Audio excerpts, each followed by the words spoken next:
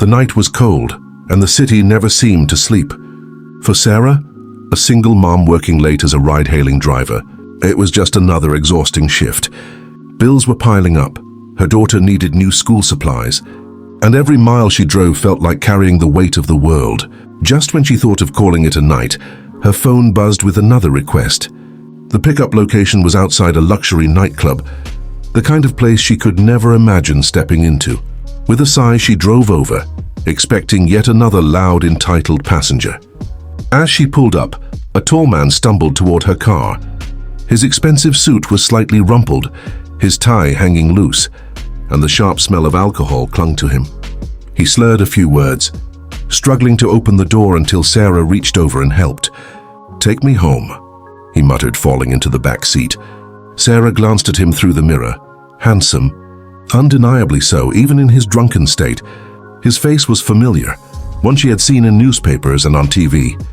Adrian Knight, the young, ruthless CEO of Knight Enterprises. The man whose decisions shaped industries, now completely vulnerable in the back of her modest car. She tried to ignore it, focusing on the road, but curiosity tugged at her. What was someone like him doing alone, drunk, and broken in the middle of the night? The drive was silent, save for the hum of the engine. At one point, his head leaned against the window, and in that fleeting moment, he looked nothing like the powerful billionaire the world admired. He looked lonely. When she finally pulled up to his luxurious penthouse, she expected him to get out and vanish from her life. Instead, he struggled with his wallet, his hand trembling. "Keep the change," he mumbled, dropping a wad of cash on the seat before stumbling out. Sara tried to protest, but he was already gone. Shaking her head, she gathered the scattered bills, and her heart froze when she noticed he had left behind something else. His wallet. Inside was not just cash, but his ID cards, and a photo tucked carefully in one slot. A picture of him as a child, smiling with a family that no longer seemed to exist. Sara sighed. She knew she'd have to see him again. She just didn't know that returning the wallet would set her life on a path she never dared to dream of. The next morning, Sara sat at her small kitchen table, sipping cheap instant coffee while her daughter, Lily, hummed a song as she packed her school bag. It was a routine morning, ordinary, predictable, and comforting in its own way. But the leather wallet sitting on the table was anything but ordinary. Sara picked it up again, her fingers brushing over the sleek material. Inside were countless credit cards, a driver's license, and a photo that had caught her attention the night before. She didn't know much about Adrian Knight's personal life, only that he was powerful, wealthy, and very much out of her world. But the photo of a little boy smiling alongside his parents told her there was more to him than headlines ever showed. Lily's curious eyes glanced at the wallet. "Mama, is that yours?" Sara forced a smile. "No, sweetheart. It belongs to someone important. I have to return it." The decision wasn't easy. For someone drowning in bills, the wallet could have been a miracle. But Sara wasn't a thief. She couldn't teach her daughter right from wrong and then turn around and do the opposite. That afternoon, after dropping Lily at school, Sara drove to the towering glass building of Knight Enterprises. The skyscraper loomed like a fortress, intimidating her as soon as she stepped out of her car. She walked inside, her worn shoes clicking against the pristine marble floor. The receptionist raised a skeptical brow at her simple attire, but took the wallet and dialed upstairs. Moments later, a man appeared. Not Adrian, but his assistant. Tall, sharp, and clearly suspicious, he eyed Sara as if she was some scammer trying to get close to his boss. "How did you get this?" he asked curtly. Sara's heart raced. "He left it in my car. I'm a driver. I just wanted to return it." Before the assistant could question her further, a familiar voice echoed through the lobby. "Let her up." Sara turned, startled, and there he was, Adrian Knight himself. Clean-shaven, dressed in a perfectly tailored suit, and yet his eyes carried the faint shadows of last night. He studied her, recognition flickering in his gaze. "You," he said, his tone unreadable. "You drove me home." Sara clutched the wallet nervously. "Yes, you left this behind." Adrian stepped closer, taking the wallet but not looking away from her. For a moment, the busy lobby seemed to fade around them. He wasn't used to strangers treating him with honesty. Most people either wanted something from him or feared him. But this woman, tired, modest, and unshaken, looked him in the eye as though he were just a man, not a CEO. "Thank you," he said finally, his voice softer than she expected. Sara gave a polite nod and turned to leave, relieved the awkwardness was over. But Adrian wasn't ready to let her walk away. Something about her lingered in his mind, pulling at him in a way he didn't understand. "Wait," he called after her. "What's your name?" She hesitated before replying. "Sara." Adrian Knight was a man who had everything money could buy, yet he sat in his office the next morning, staring blankly at the reports on his desk. His empire was running smoothly. Deals were being signed, but his mind wasn't on any of it. It kept wandering back to her. Sara. She wasn't like the women he usually encountered at galas or boardrooms. She hadn't tried to impress him, flatter him, or slip him her number. She had just looked him in the eye, handed him his wallet, and left, simple, honest, almost irritatingly unforgettable. By noon, Adrian found himself asking his assistant, "Do we still have the car records from last night?" The assistant frowned but nodded. "Yes, sir." The driver's name was Sara Malik. "Find her," Adrian said without hesitation. Later that evening, when Sara stopped by Lily's school to pick her up, she was surprised to see a sleek black car waiting near hers. A sharply dressed man stepped out. It was Adrian's assistant. "Mr. Knight would like to see you," he said. Sara stiffened, her protective instincts flaring. "I have nothing to do with him." "Please tell him that." Before the assistant could reply, another door opened, and Adrian himself stepped out. He wasn't drunk this time. He wasn't rumpled or vulnerable.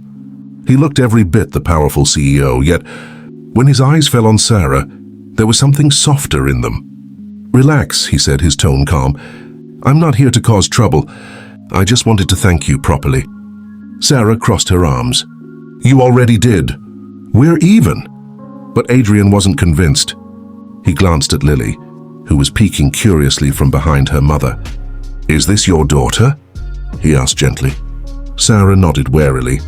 Adrian smiled faintly at Lily, who gave a shy wave before ducking behind her mom again. Something tugged at him, something unfamiliar, something warm. He hadn't thought about family in years. Yet here he was, standing in a school parking lot, wishing he could know more about this woman and her little girl. "I owe you more than just words," Adrian said finally. "Let me take you both to dinner. Just once." Sara hesitated. The last thing she wanted was to entangle herself with a man like him. But Lily's eyes lit up at the word dinner, and Sara knew she couldn't always say no. "Fine," she said, her voice firm. "One dinner. That's it." Adrian's lips curved in the smallest hint of a smile. It wasn't victory he felt. It was curiosity, deep and unsettling. For the first time in years, Adrian Knight wasn't thinking about profits or power. He was thinking about a woman who had no place in his world, yet somehow made it feel less empty. Dinner at an elegant restaurant wasn't what Sara had in mind when she agreed to Adrian's invitation. She had pictured a modest place, maybe a quiet cafe, but instead, she found herself and Lily sitting in a luxurious private dining room, where chandeliers glowed above and waiters hovered discreetly. Sara felt out of place in her simple dress, but Lily's excitement eased her discomfort. The little girl's eyes sparkled as plates of food she had never tasted before were placed before her. Watching her daughter's joy brought a smile to Sara's lips, even if her own nerves refused to calm down. Adrian, however, appeared perfectly at ease. He studied Sara across the table, fascinated by the way she gently reminded Lily to use her spoon, or the way her laughter seemed genuine, unpolished, unafraid. She was real, and that was something money couldn't buy. After dessert, Lily dozed off against Sara's shoulder, leaving the two adults in silence. Adrian leaned forward, his gaze intense. "You're different," he said quietly. "People usually see me for what I can give them. But you don't want anything from me." Sara arched a brow. "That's because I know men like you, and I've had enough of being let down. My only concern is my daughter." Her honesty hit him harder than expected. For years he had been surrounded by yes men, gold diggers, and competitors. Sara was the first person who had dared to cut through his facade. And it was exactly that honesty that made him speak words he hadn't planned. "I want to help you," Adrian said, his tone steady. "Not out of pity, but because I respect you. You're strong, raising your daughter on your own. Let me make things easier for you." Sara frowned, suspicious. "Easier? How?" Adrian hesitated for a moment, then leaned back, his proposal carefully laid out. "Work for me, not as an employee in my company, but as someone I can rely on outside of business. My life is chaotic. I don't trust many people, but you've already proven you're different. I'll make sure you and your daughter are taken care of, financially, securely, comfortably." Sara's heart pounded. On the surface, it sounded like a dream offer. Stability, security, a chance for Lily to live the life she deserved. But it also sounded dangerous. Nothing came without strings attached, especially not from a man like Adrian Knight. "You want me to, what? Be your babysitter, your maid, or something worse?" she asked sharply, her guard rising. Adrian's expression softened, almost amused.